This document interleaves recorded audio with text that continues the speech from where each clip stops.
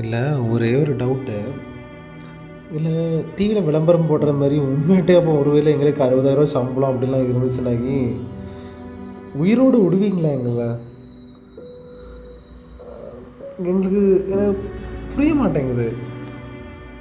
ஒவ்வொருத்தருமே அந்தளவு மனசுக்குள்ளே ஒன்றை வச்சுக்கிட்டு வெளியே ஒன்றை வச்சு வாழ்ந்துட்டுருக்குறீங்க. எனக்கு அது மட்டும் க்ளீனாக புரியுது. நான் இத்தனை 2 வருஷம் நான் ஓட்டுறதில்ல நிறைய கஸ்டமர்ஸ் மாதத்தில் ஒரே ஒரு கஸ்டமர்ஸ் மட்டும் கேட்பாங்க, தண்ணி குடிக்கிறியாப்பா, தண்ணி தாரேன்.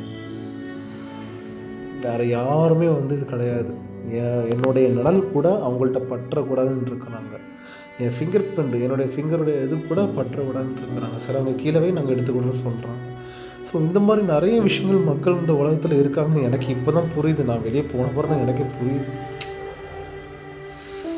கொஞ்சமாவது எங்களை மதிங்களேன்.